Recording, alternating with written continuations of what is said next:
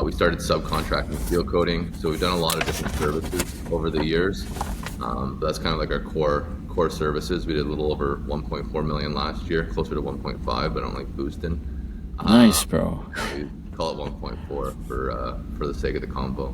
Welcome to the Home Service Chad Podcast, the show for home service entrepreneurs who don't just want to make money, but who also want to build elite lives and create impact. Each week, Louis sits down with high performers in home services to uncover the secrets to their success. No fluff, no shortcuts, just real conversations with those doing the work. Now, here's your host, Louis Moucher.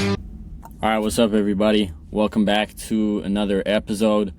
Today I've got someone, most of you guys probably know him. He's big personal brand in the home service space. He's the owner of Padpal. I've got my man Adam Chapman here in the house. Adam, bro, appreciate you coming on, man.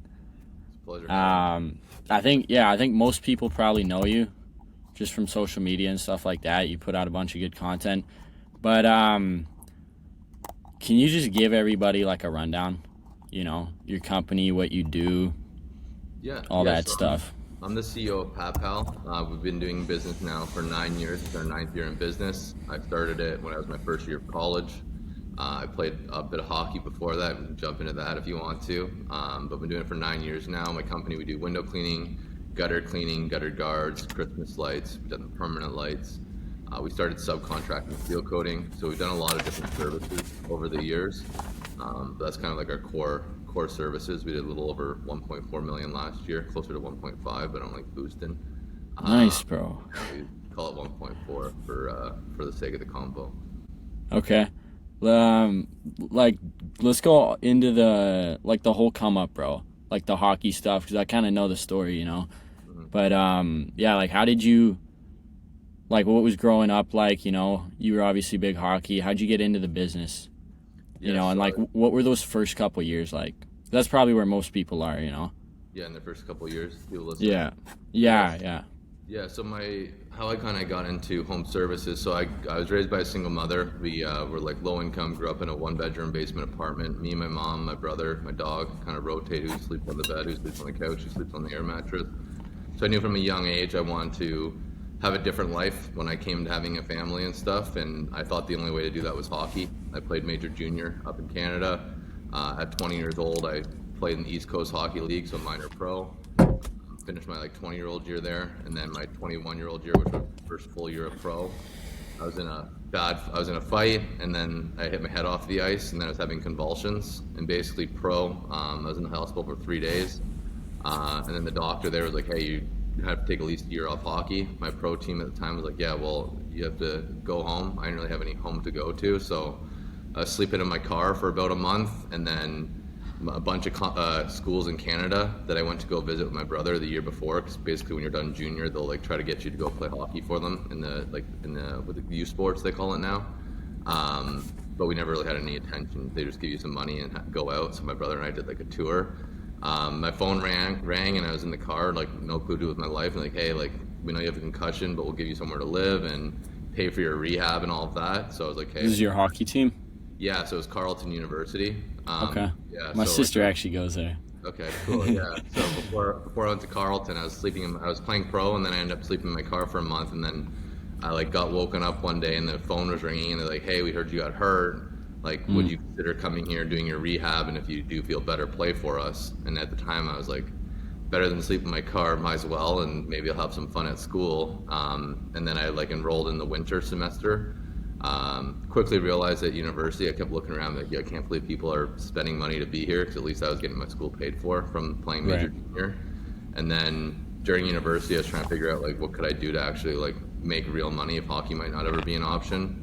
And then I kind of stumbled into window cleaning. So one of my teacher's assistants, I was walking out from class to the rink, and I thought I'm getting in an Audi, and I was like, "Yo, what do you do?" I thought he'd be in finance or something, some fancy business. He's like, "No, man, I do home services." And I was no clue what that meant at the time, but I was begged him basically to teach me. And then it begged the following week. He's like, "Yeah, man, sure, I'll do it, but kind of pay up so I know you're not wasting my time." And then that's how I got into home services. That February, I guess it'd be 2016, I guess it would be. Yeah, 2016, February or 27, what year would it have been? around that time, 9 years ago, I guess it would be now, 2016, winter, February, he's like, yeah, man, you can do it. So I started going in February and March, door to door, in the freezing cold winter. Can't clean your windows at that time of the year, but what I could do was like book quotes, collect deposits, and then I basically did that all winter. And then come April, when school finished and the snow was off the ground, I started cleaning windows. We did 55K my first year, between like April and August, because then I ended up like recovering from a concussion, and then I played hockey that next year, and I played hockey for the following 3 years in school and doing my business. And then come time to graduate, I was like, yo, do I go back to East Coast Hockey League? Do I go to Europe? Like, what should I do? And the decision pretty obvious, because the business was doing a little under 300K at the time, and I'm like, imagine if I was doing this full time. We added Christmas lights on, did like 67K the first year of Christmas lights, and then just doubled down on the business ever since. And it was a good decision, because now I'm 30, and I'm like, yo, if I was 30 and I just kept chasing the pro route, like, you make, what, in the A you're making like 70K a year, in the coast like 40, or Europe you're making like nothing, and I would have had no clue what to do with my life. So that was ended up being the best thing that ever happened to me, was having that bad concussion and falling into home services. Yeah. Were you in business? Was that what you were studying? And that other home service guy, that mentor, he was just like a teacher? Yeah, no, so he was so basically a teacher's assistant. It's like a university student that's like doing like well at older. So I was doing my minor, I was doing my major, I guess you call it, in communications and media, which is like bullshit. And then my minor was so I was doing my minor in business. But again, like even like my second year of business, we're doing like, I was in an entrepreneurship class, and I was already doing my window cleaning business at the time. And then I went up to the prof, and he's like, yeah, like I've never had a business. And I was like, how the hell is this guy teaching entrepreneurship? And he's never had a business. So like that's kind of how I got into it. The guy that I learned from, like, he's a really smart guy. His name's Justin. So he got his thing in finance, and then he went back and became a lawyer as well. And then he kind of mentored me for my first 3 years. Like I was like underneath him, and then he taught me how to like bring on other guys to help them start their businesses and stuff. And then by come my third year, like I was just obsessed with home services, and he had kind of other interests. So then I went on my own. Okay. Yeah. And does his business still run? No, so he's like a full lawyer. He's in like business law. Like he kind of went that route. So I'll meet up with him here and there, and I can tell that he misses the entrepreneurship days, because it's kind of boring, he said, being a lawyer. But after my third year, I kind of met with him. I'm like, yo, man, like I want to do this like full tilt, and we just didn't align on what we wanted to do with the thing. So I just kind of went on my own, and we're still like good friends to this day. But just nice, bro. Friends. Yeah. Dude, what do you have for like, you obviously got a mentor right when you were starting, which is really fire, and I wish I did that. You know, I have a coach right now, but I spent a lot of time just like trying to figure stuff out with YouTube and stuff like that. You obviously mentor people now too. But what do you have for like the guys out there who are just getting started, who don't have a mentor? How do you find someone in person, or how do you hire someone if you don't have the money? What do you do? Stuff like that, you know? Yeah, so getting a mentor from the start is huge for me. Like I would have never even knew about home services or known what to do. And a big thing that my mentor taught me, like he taught me the basics, right? Like the door-to-door, how to price jobs, how to do the work. And then the other big thing he taught me was hire workers to do the work for you right away. I think a lot of guys that like try to do it on their own and learn from like YouTube and free groups end up getting stuck in the owner-operator model more than they need to. And then after those 3 years, here's a good little lesson for you guys. I was pretty cocky. I was 24. I did 2 years after like me and him kind of went our own separate ways. I did 2 years on my own thinking I knew it all. We got up to about like $500,000. I'm 24 at the time, doing like 550K. And that was the year where I learned a lot of painful, expensive lessons, being like, I didn't know it all. My year we did 500. Like this was more hiring stuff? Just like people. No, like, I had a bunch of workers, but we had no SOPs. Like I didn't know how to properly, like, there's a difference between having 2 workers versus having 10 or 11 workers, right? There's a difference between having 1 or 2 vehicles versus we had 4 driveway sealing trucks, 2 cleaning trucks. So like that's 6 vehicles. So basically I had a mentor for my first 3 years. I went 2 years on my own being cocky. Like I was 23, 24, thinking I knew it all. And then at the end of that year, we did 550K, and that was like a hard year. Like I worked 24/7, putting out fires 24/7. met with my accountant in the year. He's like, yeah, man, you made like 12 grand more than you did 2 years ago. And then I was like, what the hell is possible? I bust my ass so fucking hard. Like, what the hell happened? And then that's where I had to either like made the decision between like downsizing back to that like 350 range where I was profitable, or swallowing the ego and getting more help. So then I went and got another mentor that had a $12 million HVAC company, and he taught me how to like properly run a real business, like how to like pay guys, incentive pays, how to go and build out SOPs, so that way my phone didn't ring 24/7, because it was a nightmare year. I also like gave up the company. I kind of just gave up 30% equity of the company for literally no reason, just because I felt overwhelmed. And then we got approached like a year, 18 months later to get bought out, and the guy that I gave 30% equity is like, yeah, I want my money. So I had to buy back my shares.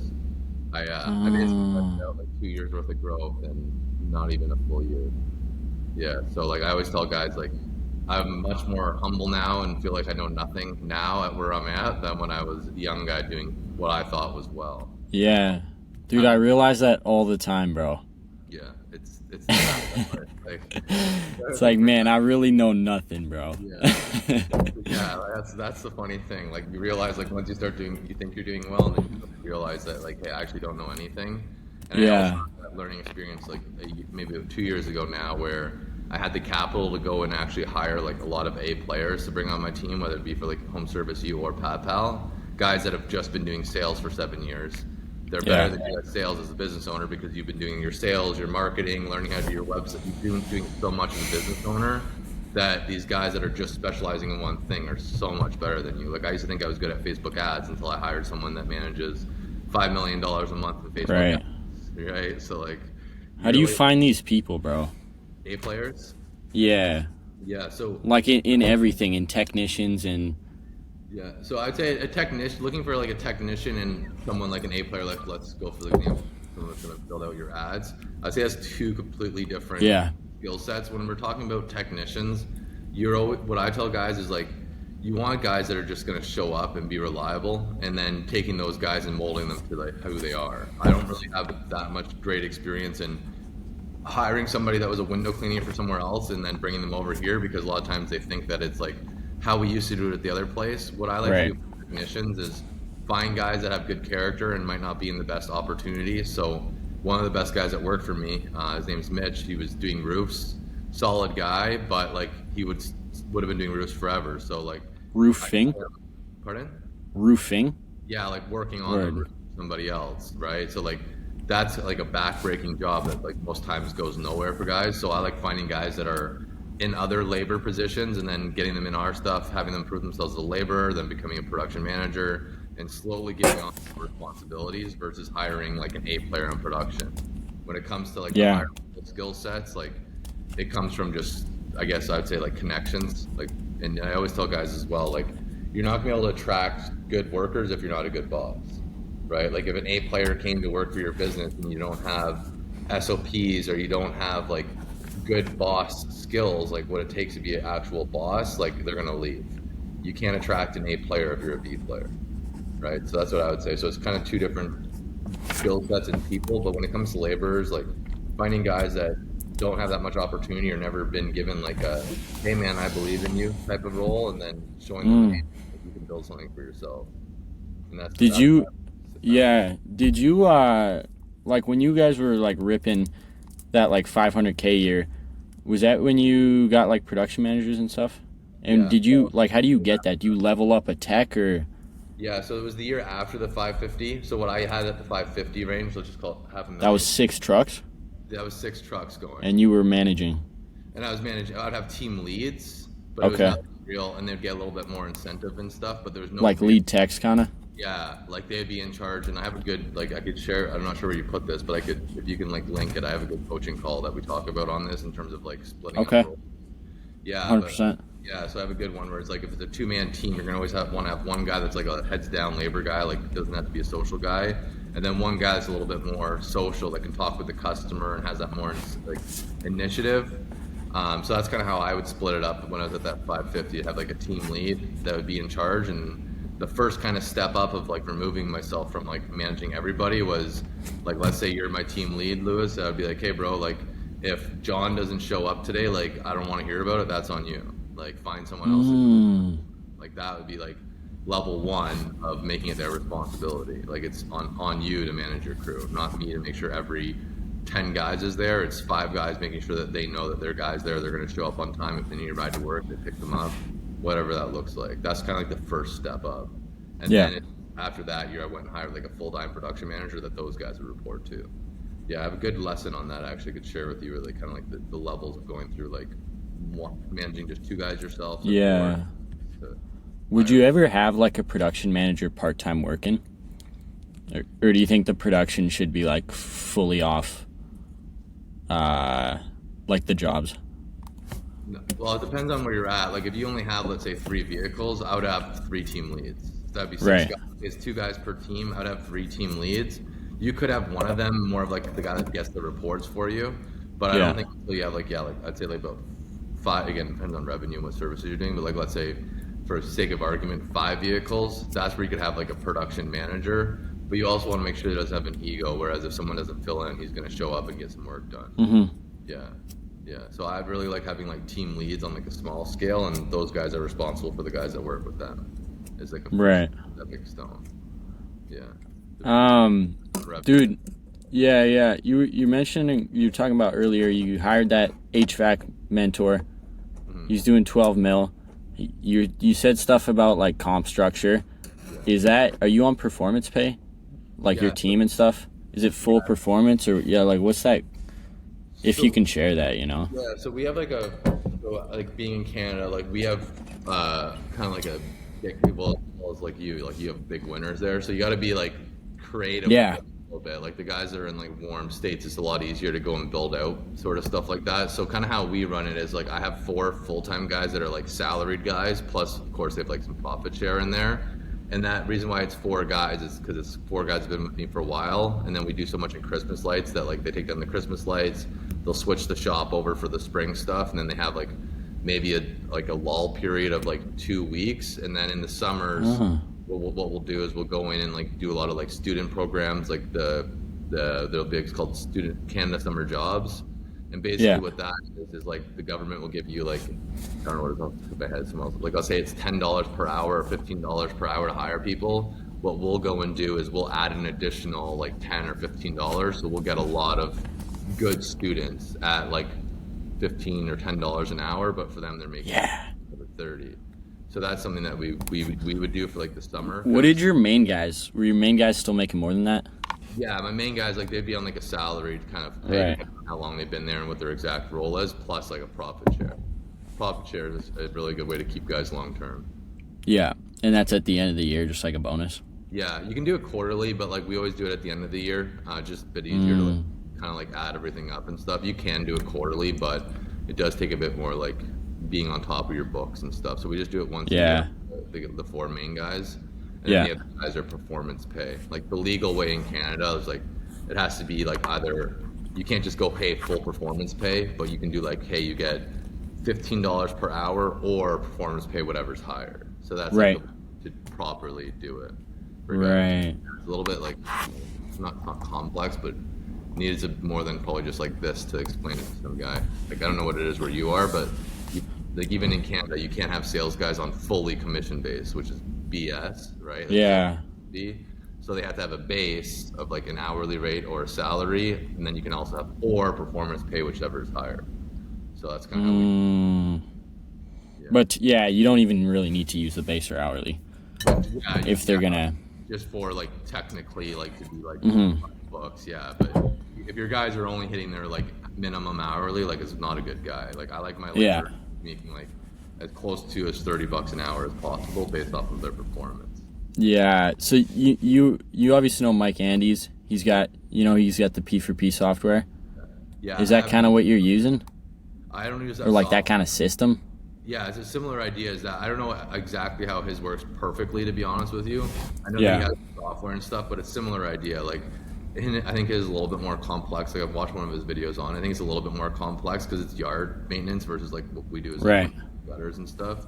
But essentially, like let's say you're gonna come work for me, you'd be like, hey guys, it's $20 an hour or performance pay, whatever's higher. And then at the end of 2 weeks, if you went and you like dragged your ass and left tools and had to drive all around. And it was 80 hours worth of work, and you got it done in 95 hours. Like, you're getting your 95 times 20. But if you could go and get that done in, instead of 80 hours, if you get it done in 60 on performance, you're making all that extra. Yeah. Yeah. What percentage is your like labor performance? About 33 is what I like to do. 33. That's what you shoot for? Yeah. Kind of depends on the service and stuff like that. But yeah, like that's kind of like a solid amount. You can, and then again, we incentivize guys to upsell on site. Like, they upsell on site, like, we'll give them 45% because it's literally free money. Yeah.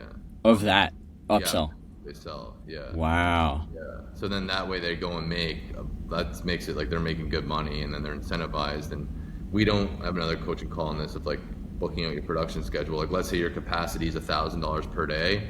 We never book out $1,000 per day. We book out $750 because we know that they're going to sell an extra job.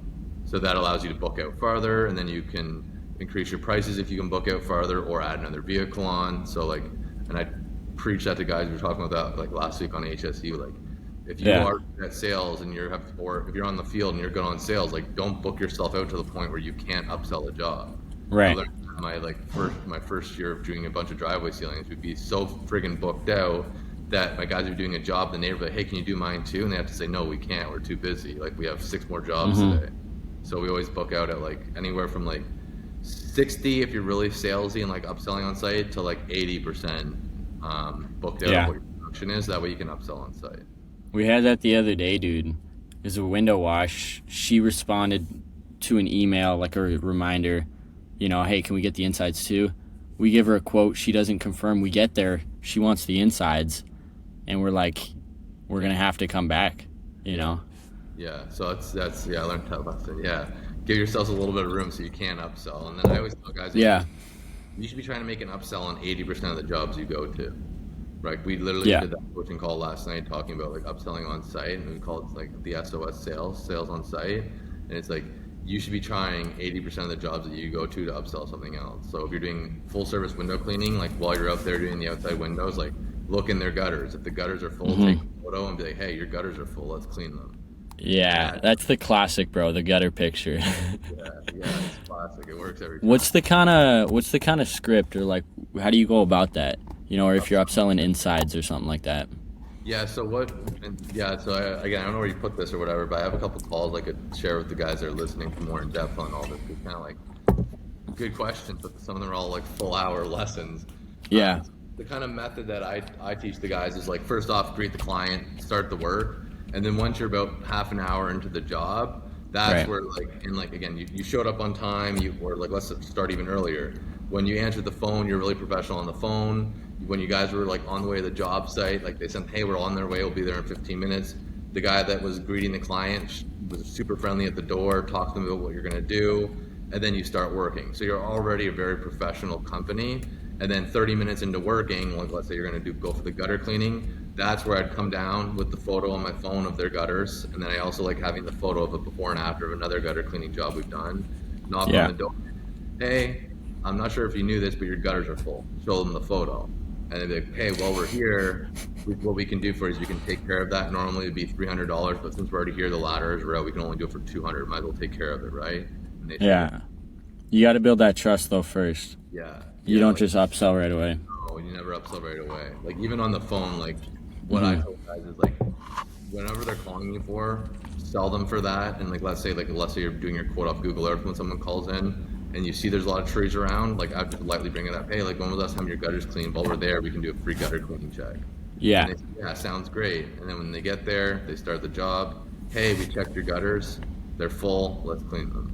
Like a light, soft, like playing in the back of their mind. Right. Cleaning and the gutters are full, being like, hey, your gutters are super full. Like you should be cleaning it like at least twice a year. So that's like $600 a year. Or what we can do, have you heard of gutter guards? Right. And then like go to the truck, grab out a sample, show them. Oh.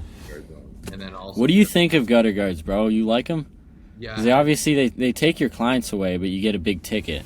Yeah. So when I was my first 2 years of business, I would be like, I want gutter guards because I'd rather get that $300 a year, right? For gutters, let's say. But what I tell the HSU students, I forget who taught me this. One of my mentors taught me this. He's like, $3,000 today is better than $3,000 over 10 years. The odds of a Right. client living in that same house and going with you for 10 years in a row, just take the $3,000 now, put that money into marketing and do that. Like get them on other recurring services. Yeah, like the $3,000 today is better than $300 for the next 10 years. Yeah, that makes sense. Opinion on it. Cash flow. Yeah. So obviously, dude, your business is based in Ottawa. We're both in Canada. We get pretty crazy winters. And that's something we struggled with this year. Like, obviously, it was fine because I just traveled. You know, I'm still pretty young, so I can kind of do whatever I want in the winter.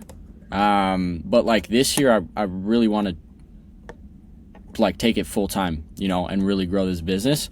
And so we're thinking of going down to BC, you know, so that we can get a longer season because we wash windows for 6 months, you know, if we're lucky. And then it starts snowing. It's hard to sell Christmas lights. Like we did, I think, 10 jobs last year, Christmas lights. And we were setting up in like September, October. We were having a hard time selling. So I don't even know if we're going to do Christmas lights up here in Whitehorse. Plus they're on the homes for like 6 months. So it just doesn't really make sense for us, I think, unless, you know, you kind of see something else there. But yeah, dude, how do you kind of do winters? Obviously Christmas lights helps you get over that, but Yeah, so I'd love to dig into that more with you on the Christmas light stuff. Yeah, I should have got you in yeah, HSU help with it. Lights is my favorite service. Like Christmas Yeah. lights is my favorite service because it solves a lot of issues for us at least. Like we did a little over 300K last year in Christmas lights. So that takes my guys, and this is again a learning lesson, is you put the lights up in November, mid-October, all of November, and then they'll take Christmas off, they'll take like New Year's, and then like that first week of January, that's when you want to be taking on the lights because at that time of the year, like it's still possible to take them down. When you start getting into the end of February and March, like everything's frozen. really. So we have in our contract that, hey, the lights come down basically like first week of January, can't change it sort of idea. That's what we do. So that keeps my guys busy through the winter. I have no interest in getting into snow removal. If anyone was going to do that, do it under a separate brand name because it's really hard to keep people happy. And it's also like brutal business. Like it's super hard. For you, if You know, you're you know Stefano Narducci? yeah, not personally, but I know who that guy is. Yeah. Yeah, he crushes the snow. I think if you do snow, you got to do it like he does. That's the only way to do it. Yeah, Yeah. like that is literally the only way to do it. So there's a guy in Ottawa that like he gets his, like that reverse tractor, like you know they go backwards. That the guy Yeah.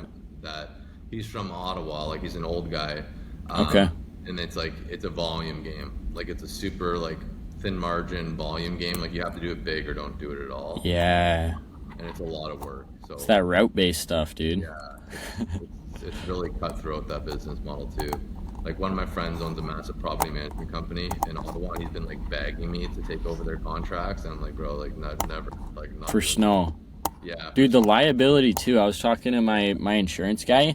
He was talking about a guy here who does 150K in snow, who's paying 30K Yeah. for general liability. yeah. And it'd be, I mean, where I'm in Ontario, like I think it'd be much more than that even too. Like it's a hard business, man, and like so much can go wrong, and you can really like mess up your brand rep. For you, I guess, yeah, like the doing another location could be a route. It could also be tough though too, breaking into another spot. I don't know, like Facebook, like I don't know, like how far are you from some major like big home? Far? Dude, the closest big city is Vancouver, which is 2,000 kilometers away. So what I'm honestly thinking is, like, I gotta lock in someone who wants to run Whitehorse, give him like a stake in Whitehorse, and then just go somewhere. We'll have 2 vans because there's 30,000 people here, right? Yeah. So we'll have 2 vans, 2 guys in each van, doing 5 months of the year, windows and gutters and pressure washing, you know, and just have that rip. And then really, really focus on, I want to go to Kelowna, just as I love Kelowna. Yeah. That'd be a good market for Christmas lights too. Kelowna would be, yeah. And you have a longer window cleaning season, big time. Yeah. 100%. So that'd be a good route for you to go. But before you leave, like making sure that they have really good built out SOPs and like figuring out profit share sort of thing with the guy. The what? Sorry? Profit share. Like get that Profit guy, share. Yeah. For profit share. And just make sure that they're trained on their SOPs and stuff. That's probably your best bet. That'd be easier than you trying to get someone from far away to do it in a different city. Yeah.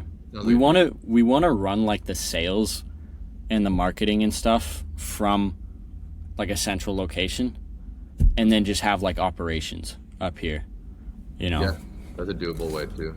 Yeah. Yeah, and then For the- automate your end of day reports and keep it. Yeah, Yeah. totally. Dude, for the profit share stuff, are you getting like lawyers for that, or is it Yeah. that's lawyers? It was quite a bit to learn. Like it's one of those things where I just throw out profit share and it's like, yeah, go do profit share. Yeah. Yeah, like that's like, yeah, that's something that like I got lawyers like help with and stuff. Like I learned like, yeah, like some things you do need lawyers on. ChatGPT can get you. That's a good advice now that ChatGPT is a thing. Like you can get pretty far along the way and then go get a lawyer to like tie it up at the end. And then also you have to know your numbers too, right? Like if your business is making no profit, like you can't guys on profit share. What percentage would you like the total profit share for like those 4 main guys? It really depends on like how long they've been there. You could go up to, like 5%, Right. kind of idea. 5% total? Yeah. Yeah. Again, it makes a difference too on what your numbers are and like how involved you're going to be. Like if you're going to be completely gone, like you might want to increase that. Yeah. It's not like I just throw out do profit share, but Yeah. a lot of like it takes thinking about it and like going through your numbers and be okay, cool. If we actually do 500K or whatever your goal is this year, and like we keep our profit at this, like how much is that plus his salary? Okay, cool. And then having it scale up as well too. Like if we maintain a 35% profit margin, here's how much you get. And if we do this much in revenue, here's how much you get. Like having it scale up. Is another. Yeah. The higher it gets, the lower. Yeah, I feel like I'm like. The lower, the higher. Pardon? Like you. I was can have thinking like the higher the numbers get, are you giving them more or less? It's like more. More. But you want to make sure it's based on actual profit, right? Like if you give someone profit share and it's just based purely on revenue, next thing you know, like that's revenue share, bro. yeah, that's not a good way to do it. Profit. Like as soon as I switched to profit share, like we stopped having. We had like at one point went through our shop. Like again, another learning lesson as I was scaling. Like a couple of guys had credit cards, and then next thing you know, they're forgetting drills, and they just go to Home Depot buy a mobile. We had like drills. Like we had like yeah, guys, buy a toolkit. Next thing you know, I'm like, what the hell, $900? What the hell's this? And then I look and it's like beautiful. Again, good for them. They're not like here's a card. Like they stop thinking it's like, oh, a $900 Milwaukee pack out, sweet, let's get that one. Like they don't think about that. Like, if I drop $900 on this, that's coming out of profit. Then they start being more like not forgetting the tools around and just buying new ones and not like buying everything that they don't need. Like I went through, man, we had like 30 channels brand new. I'm like, how the hell do we have so many brand new channels? Because they couldn't find them one day and then they started ordering more. Yeah. Yeah, so like profit share, like it does take a lot of thinking and figuring it out, but yeah, like for instance, like let's say you want to do 500K this year, if you guys get to 500K in revenue, like you could increase your profit share by 1%. If we maintain a 35% profit margin, you get an additional 3%. If you have it scaling up that way. What was your like net profit margin when you're doing like 1.4 mil? Because like, dude, the higher it gets, the harder it is to keep that, you know? I feel like because you got more and more like office and production.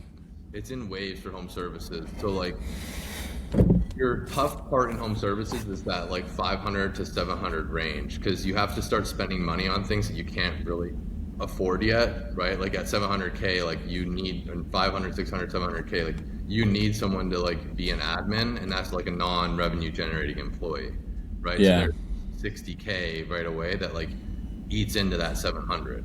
Whereas when you're at like a million, 1.4, like I think that next mark for us, like if we were gonna go and scale it up again, I think like 2 million, 2.5, 3 million will be like profit will go down, and then at like 5 million it goes up, because there's I don't know how to explain that well, but there's like waves in the business, right? Like when you hire.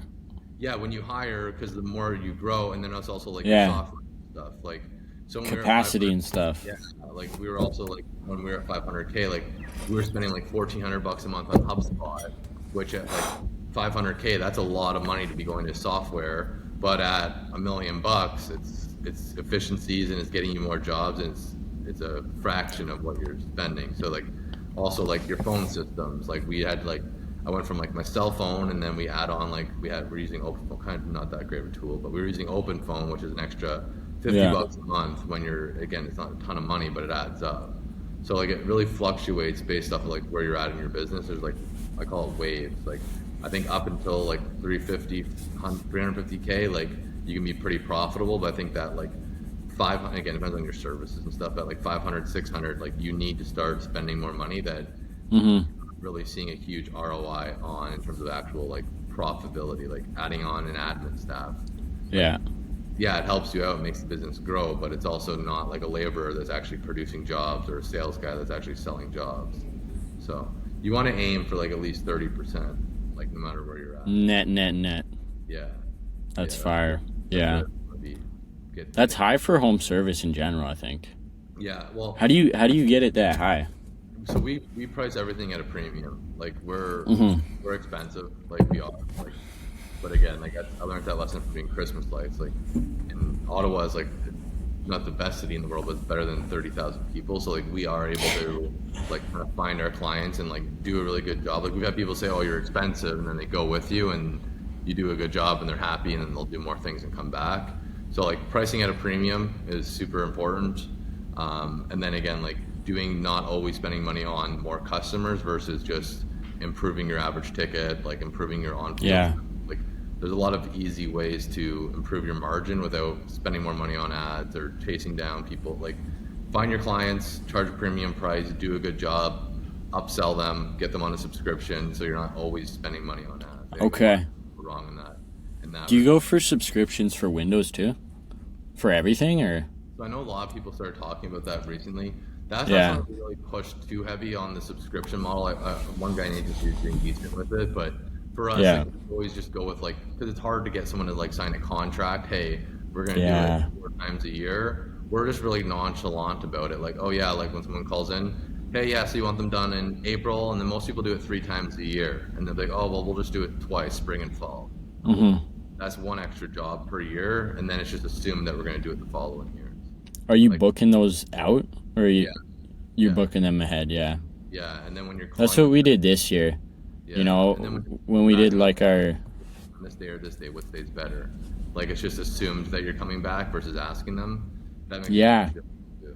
Yeah, like if someone did it twice that year, you do a good job. Like another thing I tell guys is like, don't make every single time you reach out to a client a sale. Like send them a message on Canada, hey, it's Adam from Padpal, thanks so much for supporting our business. Like little that just keeps them more engaged. Have like a monthly email letter. It just keeps them more engaged. So when you call them in February, hey, it's Adam, just calling to book you in for the window cleaning. Is this day or this day better? It just becomes like a habit. Yeah, is this day, you give them the option. Yeah. The only The real option thing sale. we push for like contracts and recurring agreement is Christmas lights. Yeah. Like last year we switched to minimum. We used to do it like 1 year to 3 year, give people the option. Last year we only 2 or 3 years. We didn't even. Wow. So everyone that we signed last year is automatically on for this year. Yeah. How much do you guys have, I guess, scheduled or like locked in for this year? We're about 140 already, Okay. which is decent. Yeah, so like last year we did a little over 300. So that's Yeah. just top line. So yeah, probably about like 140, 160 range. I'd have to like pull up the old Google sheet and give an exact answer. But yeah, it's probably about in that range, like mid hundreds, already locked in. And then any of the ones that were on like a 2 or 3 year agreement that ended, we just got to put back in again. So it builds up. What do you think of perms, bro? Because like it's kind of like the gutter guard principle, you know. But then perms are just getting so big everywhere that it's like, if I don't do it, is someone else going to take my client? You know what I mean? Yeah, so this is a really good learning lesson for guys. So a few notes I'd put on permanent lighting. So when we were doing permanent lighting earlier, like we've been doing it since like 2022. And when we first started doing permanent lighting, like we went hard on trying to re-sign people. Like, hey, switch from Christmas lights to permanent lights. Permanent lights are better. Switch. Like we hit them with email campaigns, call campaigns, and we were only really able to transfer about 30% of our clients over to permanent lights. So I was kind of surprised by that. Like some people That's don't not like bad though. Like if you ask me, like I like the way Christmas lights look better than permanent lights. To be honest with you, like I would go Christmas lights. But we were able to get about 30% of our Christmas light clients onto permanent lights, and then some of those clients that did permanent lights also wanted their trees done and stuff now too. So like Right. you're not cannibalizing your market. You're just it's either you're going to do it, or if they want permanent lights, they'll do it with somebody else. The other like big star I'd put on permanent lights is that is 100% a service that like I would highly recommend guys to go and get proper help on it. Like go and learn how to do it. Like really vet out what products you're going to use. Like if you have to do any splicing of wires, stay away from it. Like cutting aluminum's a hard thing to train people on. So like it's a big service to bite off. It really is. And I learned like a lot of painful, I could do a whole hour on painful lessons I learned from permanent lights. Okay. But in short, like if you're thinking about doing it, like go to a company that doesn't require splicing of the lights, meaning like cutting wires and shit, because now you probably need electrical safety and a huge headache, plus training. The aluminum channels, those are super hard to cut. And just, I highly recommend people get proper help on doing permanent lights, because it's not an easy one to just go and start doing. Yeah, that's Okay. like, if I was to pick anything today, it'd be that. Like, Would you, if you knew this back then, would you just stuck to like temporary? I love that question. It's a good Yeah. question. Yeah, if I could rewind time, I would have not. I can't like name drop them for legal reasons, because we ended up getting out of the permanent lights we're doing, but it was like a big issue. So we did about, give you like a reference. So we did about like 680K in 7 months of permanent lights, which sounds great, but it was a nightmare. Like it was brutal. Like it was absolutely brutal. The product we're using was really not that good, even though they're a big name. If I could rewind time, I would have waited for like the product that we're using now, like the Minlian. It's friggin' incredible, because they're actual like installers, and like they know what's good and what not to do, and like the product's like super easy to learn. It's a good, incredible product. If I knew that I could have went with a product. What's it called? It's the Minlian. So they do Christmas lights, but Minlian. Yeah. Okay. Over there. So yeah, you can get those from Christmas light contractors. Okay, word. They're having a website come up now, but like, and I work closely with those guys. Like that product is friggin' incredible. Like it's super easy to learn. Like you don't need to splice wires. Like a lot of those like issues, because there's a lot of guys out there right now using aluminum tracks and splicing wires that aren't getting electrical safety done. Whereas like now, eventually someone's going to come and then you're going to get sued for a lot. You're going to get in a lot of trouble. So like these guys, like the product that they use, Minley, and it's friggin' incredible. It's easy to install. It's easy to train guys on. Still a bit of a learning curve, of course, but the product is much better. So yeah, if I could rewind time and not have done permanent lights, I would have done that. But at the time, again, I kind of went into there. That was during that year where I learned a lot of painful lessons. That was around that time frame. It was painful. Like it was stupid. Yeah. For Christmas lights, dude, like what's your general sales process? Because you can probably quote stuff with like Google, but it's also bigger tickets. So like, do you go in person? What does that look like? Yeah. So that's And you obviously get a signature, right? Yeah. So I spoke. I actually spoke at the huge convention. Okay. Really? Yeah. I spoke at that. Wow. This exact question, like a full presentation on the sales process of the Christmas lights. To give you guys like a quick rundown, basically it's like, let's say it's an inbound phone call. It's qualifying the lead, right? Making sure that you know it's going to be at least $1,000 or whatever your minimum ticket's going to be. I wouldn't go too much lower than that. Like maybe if it's your first year, you could say $750, because you want to go for those premium clients that will pay a high ticket, and people will. So basically qualifying them on the phone, and then when I'm on the phone with them, I'd be like, yeah, listen, it's a super interactive process. Is the whole family going to be there? That way we can do a mock-up on site. That way basically all the decision makers going to be home without directly saying, hey, I want your wife there too, or your husband there too. And then when it's like, yeah, we'll make sure we're there on Saturday. Like my wife will be there, I'll be there, the kids will be there. I say, okay, awesome. I'm also going to send you an email right now. Is this your email? And then I'll send them like, we have like a welcome package. I give that to the guy. Okay. It was basically like a lookbook. And then on Saturday morning, I'll show up with the iPad, design the mock-up display, and then close the deal on the spot and collect 50% deposit. Yeah. Oh, wow. If they know it's going to be $1,000 serious lead, like it's worth going to those in person. It's hard to close a $2,000 Christmas light job over an email. Yeah. You give them options too? I hear Tommy Mello's always talking about options. Yeah, giving them a few different options as well. But like when I'm in there, I'm like, our average ticket last year was $1,800. Definitely like break the 2K mark. Like we just had so many from like 2 years ago that were recurring that were like $1,200, $1,300 that brought it down. Right. But yeah, we'll go there. We'll give them like the basic option and then like the premium option sort of idea. Give them like two. Yeah. Do you try and figure out like how much you're trying to spend before you drop options? How much they're trying to spend? Yeah. Well, I qualify them on the phone, so as long as, and then again, in person, like making sure that they know it's going to be at least $1,000. Mm-hmm. And when I get there, like it really goes off of a vibe. Like if they're super excited, like you can start to get the vibe of like, yeah, they're going to drop or not. Yeah. And I give them two or three options. If it's just like a standard house, like sometimes you rather do like the first floor, second floor gutter line at $1,000 or $1,200 than all the extra stuff, because it can be slower, and that just comes from experience of knowing like what's worth it. Right. Yeah, but we'll usually give them like anywhere from like 1 to 3 different options depending on like their vibe and like their house setup and stuff. Okay. And then how much are you taking? For deposit? Yeah. 50%. So 50 before the install. Yeah. You install it. Contracts, like we should have got you an HSU brother last year. 50%. Maybe this year, bro. We'll see. We're gonna try and go really hard. Yeah. In Kelowna. We are gonna do Christmas lights, man. Like we can, like I have guys that are in like middle of fucking nowhere, Mississippi, that did 100K last year in Christmas.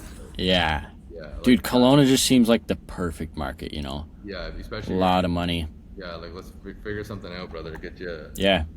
Hopefully you have some guys in your group too that would like jump on, because like we help guys that have half the, it's not to discredit them, but like half the social skills you have in like a small market doing big numbers.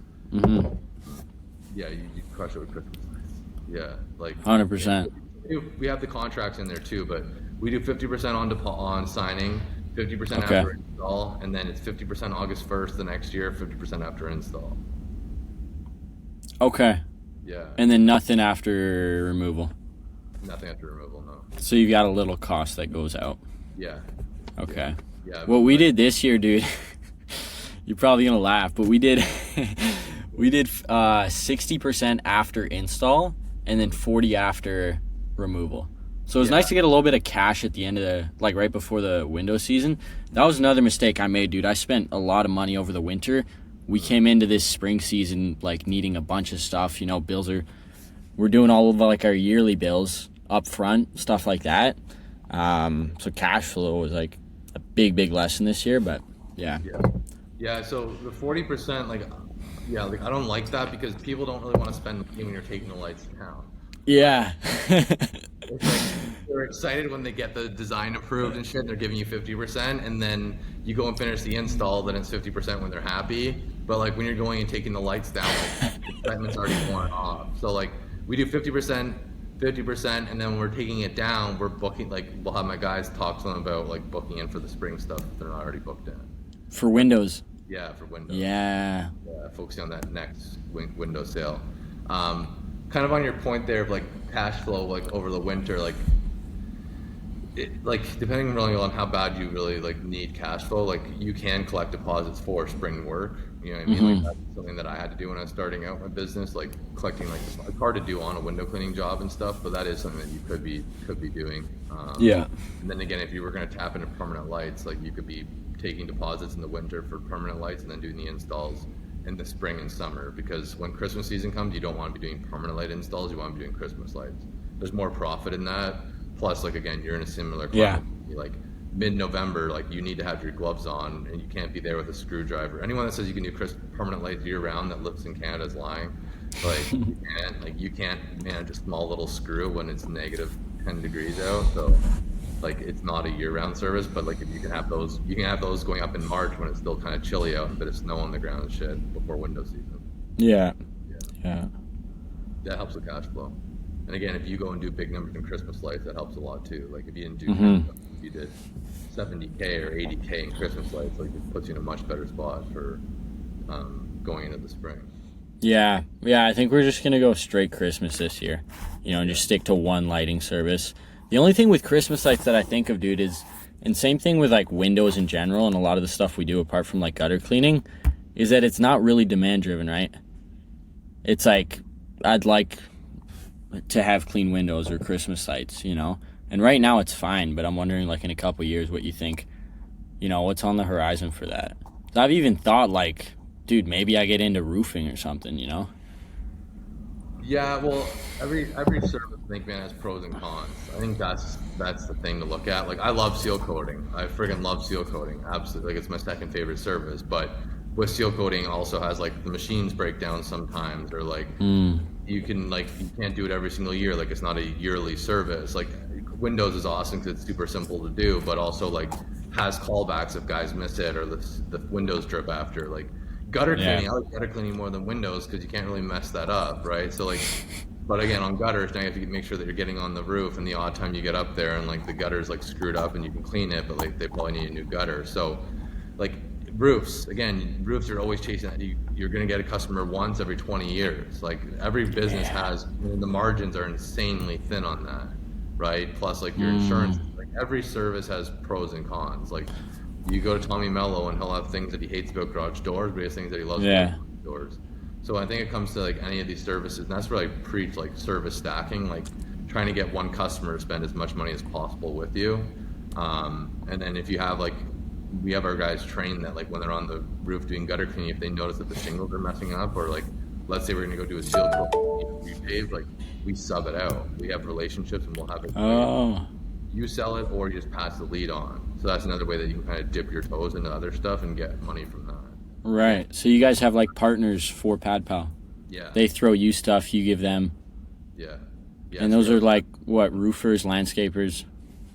So we used to do interlock, like for people in the States they call it pavers, but like anyone that's good at that, they're booked out forever, like really good at that, like they're booked out for like years. So we stopped doing that, but what we still constantly sub out is repaves, like asphalt repaves. Oh wow.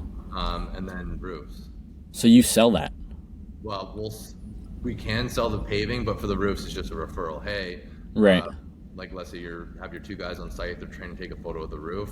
They take a photo of the roof, they put out their end of day report, and then I'm you. I call, hey, it's Adam calling from Padpal. How'd the guys do today? Yeah, they did a great job. Is this your cell phone? Yeah, okay, I'm gonna send you a photo right now. Photo of the roof. Yeah, they noticed that your roof like is really bad. I have a friend of mine that does roofs. We pass your info along, and then I do that for roofs because that's where like you don't want to sell them. But for like an asphalt relay, like we know what that is per square foot, and then we can sell that at like a better margin. But for roofs, it depends on this. I have another coaching call on that. If you're gonna sub out, make sure you have good contracts too. Yeah, that's what I actually noted that down at the start. You said you sub out driveway sealing. How do you find good people, bro? Because like, dude, so you kind of lose control. In-house. We used to do all of the driveway sealing in house, and then like I met my accountant. It was like after that 550 year, he's like, yeah, man, like for all these. Because we'd get super booked out. Like we'd get with driveway sealing booked out like 6 weeks with a few vehicles. And then what we would do is start subbing it out to like a guy that like did the odd jobs for here and there for us. They're JP Pave and Seal, awesome workers, but like they're not like super heavy on the marketing and sales stuff. And Nashville in particular, that is an industry a lot of times where it's more unprofessional than any of the services. And they're doing a good job in that regard. And then we started subbing out more to them, more, and then at the end of the year, my accountant was like, yeah, you only make like 8% more doing it in-house for all the extra headache. So that was subbing it all out. Yeah. And then again, I have another lesson on that, but essentially if you're going to sub out work, like it can't be a massive company because they don't care about you subbing out work, but you also don't want like a random guy that doesn't know what he's doing. So like a good way to do that is kind of like, let's say you get on your local listing sites, find a guy who's been doing it for a long time that's good at the actual service, but bad at his business. And then you start feeding him jobs, and he's happy to do a job for 130, and you can sell it for 250. Like, yeah. And then what we do is we give them a bunch of Padpal merch at the beginning of every year. So you get them in. Yeah, I was gonna ask you about that. You can't legally make them wear your merch if they're a subcontractor. But what we'll do every spring is we'll give them a bunch of hats, a bunch of shirts, and stuff like that. And then what ended up happening is they end up wearing it to work. Yeah, of course. That's how we do it. Yeah. But to get good guys, you want to give them like a trial period and make sure they do a good job, and then slowly build that relationship. Like I wouldn't just right away just go randomly start subbing out a bunch of crazy stuff. Start on like a small scale. Okay, sweet dude. We're getting pretty close to the end here. Do you got any last stuff that you want to throw out there? You know, I want to give you the stage at the end here. Any advice for kind of like my audience? I'm sure you can guess what my audience is like. You know, a lot of young guys getting out of high school, trying to figure things out. Any final kind of words? I'd say just surround yourself with other people that are doing it. Like you might be doing like 10,000 a month and think that you're like top shit because all your friends that you still hang out with have like dead end jobs and are not doing anything. But you want to put yourself like between like either mentorships or like community groups, stuff like that, where there's other guys your age that are doing 30,000 a month, and just like have no ego, always be learning. Like I learned that lesson the hard way. Yeah. It's really the cheat code. Like you said, like you started out without a mentor, but I'm sure you've grown a lot faster since getting someone to help you out. Like, Yeah. again, if we rewind it to last August 15th and you reached out and said, hey, I want to do Christmas lights, like we would have made an extra, we would have done whatever that is. Like if you did 10 jobs, I could have bet my life we would have done 30, right? Yeah. That's what I would say is like, That's like 20K. put yourself, exactly. Put yourself in an environment where like what you're doing like doesn't sound like bragging, because if you're in an environment like that where like you are always the strong guy, like it's easy to be the strong guy at a preschool, right? But like go somewhere, go to the gym where there's a bunch of tough guys. Like if you think you're jacked at Good Life Fitness, go to a bodybuilding gym. Like be in areas where it makes you feel small, because it's going to make you want to level up. Like for me, like where I'm at right now, like I'm probably the brokest guy where I am right now in Panama. Like so when I go golfing with these guys and I'm stressing out about having 14 employees and some of these guys have 400, it makes you realize what's possible and get help. Like especially when you're new in your first couple of years, like get help, you'll grow a lot faster, and focus on learning and making money versus like thinking you know it all. That's what I would say. Like if I could rewind time and not made those mistakes I made at 550, I would have been a lot farther along now. Like I wiped out like 2 or 3 years worth of growth in 12 months being cocky. Yeah. What were those key mistakes, dude, at 550? 'Cause that's kind of where we're going to be there soon. Yeah. Key mistakes was thinking that what got me to 550 was going to get me to $1 million. Like it's completely different. So like you can have, like I said earlier, like you can have 4, 6 guys working for you with just verbal telling them what to do, but Right. guys, 11 guys, 12 guys, like you need detailed SOPs. Like you need to know what's going on in the business. You need to know your numbers. Like not knowing your numbers at up to 500K, it's fine, because you can look at your checking accounts like, hey, we made money. But when you're doing bigger and bigger numbers, like you need to know what's going on and be able to like adjust things as you go. Like it's and then the other one is like, don't give up equity in your company. Don't give equity. Don't give equity, like unless it's something you can hire. So I gave up 30% equity because I hated the bookkeeping and the taxes and the payroll shit. I gave up 30% equity to accountant. Like you can hire an accountant for less than that, right? Yeah. Like if they're actually something that you can't just go out and hire, giving up equity in your company is the dumbest thing you can do. I learned that lesson really painfully. Like that's like a Dude, that's interesting. But profit shares, you like profit shares? profit share is completely good. Yeah, okay.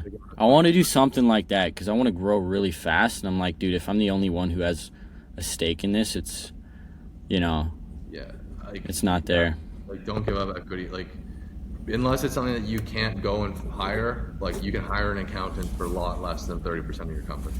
Yeah. Right? Like if it's someone that's going to come on and like they're actually something that's hard to go out and hire, like if you could go and clone yourself right now, it's going to be exactly like you. That's somewhere where I'd consider doing equity.